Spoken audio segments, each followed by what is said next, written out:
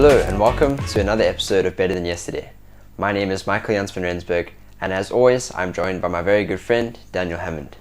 And today we wanted to hop into what it is like investing for beginners, how you can do this, why you should be doing this, and some apps and actual places where you can start investing, perhaps some stocks and cryptos, even bonds and ETFs, practical things that you can actually start investing in and things that we have done research on ourselves.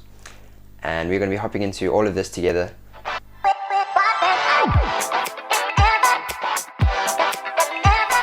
So, Daniel, what are some reasons why young people specifically should start investing?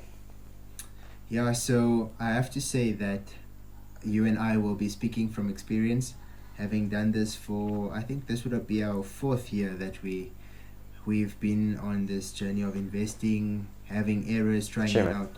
So why we should be doing this is because investing is better than saving in the sense of it grows your money. So your money compounds over time.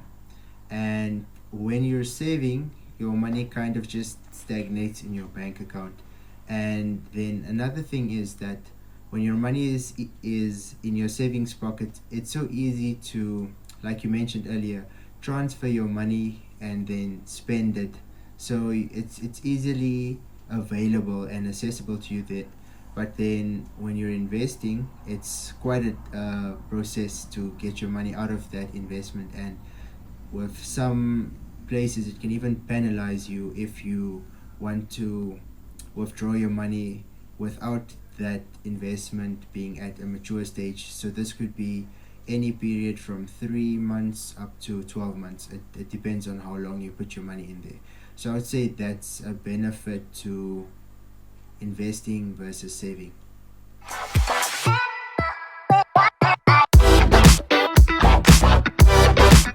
Yeah, so now that we've looked into why we should invest, Michael, give us some pointers on how we can actually do this process of investing. So hopping into the how, man, as you mentioned, I think the most important thing as a young person that is watching this video and is actually looking to start investing is to just get started. And I know that sounds perhaps too simple, but to break that down a little bit is the fact that so many people spend so much time thinking about something instead of actually doing, and that applies here as well. So my advice would be to just get started, no matter what or how small an amount it is. Put in an amount of money that you can right now and just get started. My second point to that would actually be to do research. So by watching this video, you are doing the right thing. And there's also a lot of good books that you can read. Investing is something that there are many good books written out there. So do a bit of research, but having done that research, just get started. You're going to make mistakes along the way, but taking that first step is going to be very beneficial. Okay, Michael, that's a great point. And another point that I'd like to add on how to invest is diversification. So this is basically not putting all your eggs in one basket, but looking at different ventures of investing. So this could be investing in stocks, this could be investing in bonds, and it could be a third option, cryptocurrencies. And by diversifying your portfolio, you can then spread your risk, and then also it makes it easier to invest in high risk investments or stocks, and then also to balance it out, lower risks, which would give you a lower yield and not as much interest or growth, but which would just also save your portfolio for when the high risk might end up collapsing. Couldn't agree more, brother. Final point on how you can actually start investing is you should look at it as something that in the more medium to long term. You shouldn't be looking to invest for perhaps 2 or 3 weeks and then withdrawing your money after that period, but instead you should look to put in a monthly amount that you can commit to and that will start to add up over time. And once you have done so, look to withdraw this amount perhaps after 2 to 5 years, and in this way you'll actually be able to save up for something meaningful, perhaps buying a property at some point, or maybe starting your own business. Yes. Maybe at this time you're looking towards getting married and you have to put money towards the wedding, and whatever it is. Maybe it's getting a car. Whatever it is for you. If you have invested a consistent amount for, like I said, a period of, let's say, 2 to 5 years, that'll have really added up, and you'll have made a lot of compound interest on the money that you've been putting in.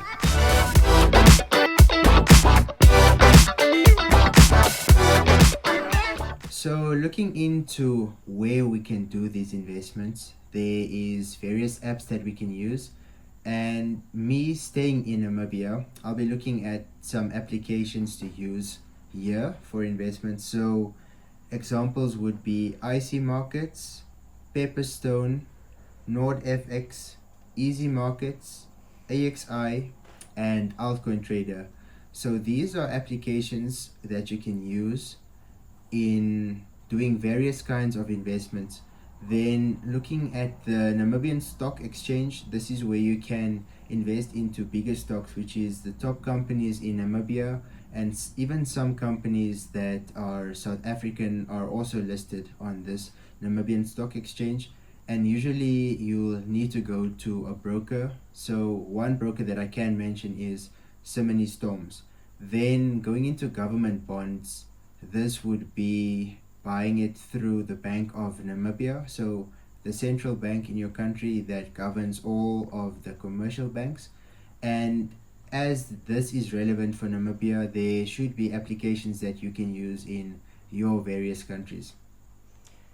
And for the South Africans who are watching this video and are looking for some ways that you can get into investing, the first app that I would really recommend, having used it a lot over, like you mentioned earlier, man, the last 3 or 4 years, and specifically now I've started to use it very regularly, is an app called EasyEquities. And EasyEquities is a very user-friendly app, but the reason why I really like it is that they encourage you to make regular investments.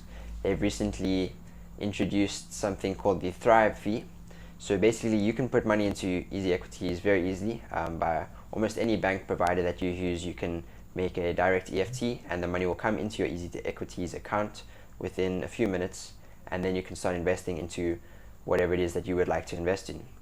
But anyway, with this Thrive fee that they've introduced, it basically, if you don't reach a certain amount of goals, they have a little education center where you can educate yourself about stocks. And also one of the goals is to make a deposit every month and actually to put in more than you withdraw every month. And if you do a certain amount of those things, then you will be exempt from the fee. But if you are perhaps inactive on your account and you aren't actually looking into these things and you aren't putting in money regularly, then they start to take money away, which obviously is a bit harsh, but it encourages you to invest regularly, which is at the end of the day the goal.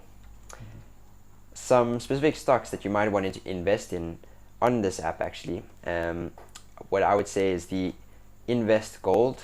This is a ETF that represents basically the value of gold. So if gold is something that you believe in and that you want to start investing in, then it's a great thing to get involved in. The EC10 coin is another great one. It's actually an ETF that represents the top 10 cryptocurrencies. So if that's something that you're into, it gives you basically a summary of the market. And some other great ones are the S&P 500, which again is an ETF. If perhaps you are listening to this and you don't know what an ETF is, it's basically investing in a fund that represents a margin or a certain amount of companies or a group of bonds or stocks, basically. So the S&P 500 is like the top 500 companies in America. You also have the Satrix 40, which would be then the top 40 companies in South Africa. So there's a bunch of these different ETFs that you can invest in, and I've been investing in the American one, the South African one. They actually also have a ETF for Japan. So this is a great way of doing what we mentioned earlier, diversifying your portfolio by investing in different markets. Another great app that deserves your attention and that will allow you to invest is this app called Franc, Franc. And this app is a great way to invest in some of the more safe options. It gives you two options of investing into the Satrix 40 ETF or the Allen Gray Money Market Fund. Very user friendly and will allow you to, as I mentioned, invest in, perhaps if you want to go on the safer route, Franc is a great app to go for. And finally, for the South Africans that are watching, is an app called Luno. You might have heard of it. But if you're looking into cryptocurrency specifically, again, this is a very easy app to use, and it allows you to invest in many different cryptocurrencies. You can invest straight from, again, directly paying money into their account via ETF. And what I've noticed is that they're adding more and more cryptos into their portfolio of potential investments for you quite regularly. So would highly recommend Luno as well.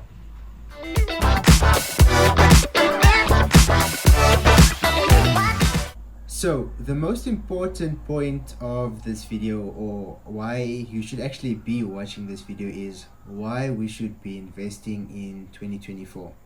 So I read a couple of articles, and experts say that investing in 2024 is very good because this is actually the year when a lot of countries will be moving out of recession into a more normal economical climate, meaning things will be falling into line and a lot of us will be having money easily available that could be used for investing.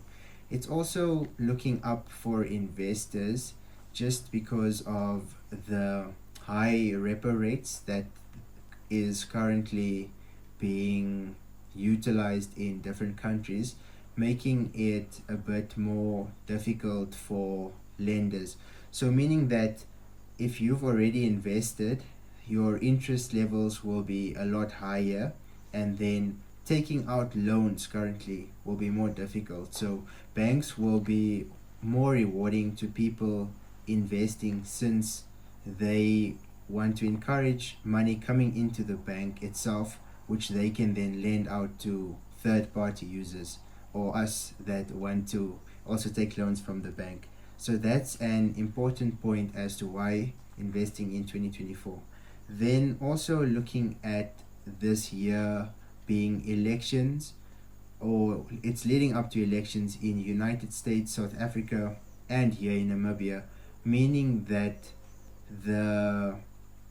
for there to be a positive outlook, there's going to be a lot of variation between stock prices going up and down. So yes, it is a more risky period, but there's also a lot of potential for high rewards. And that has been investing for beginners. First of all, the why you should start investing. Then after that, how you can actually get into it and some tips that will really help you along the way.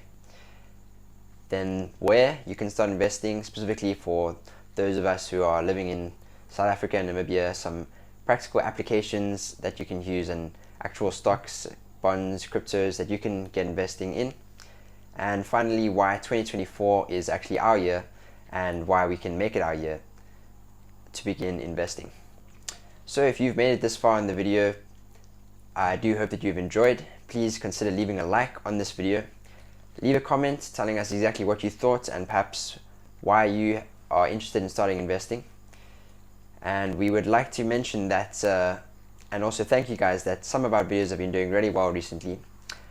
And we are very grateful for this, but we also just wanted to mention that we've noticed that quite a lot of people are watching the videos but are not subscribed yet. So please do consider subscribing to this channel if you are interested in self-improvement every day and investing for young people.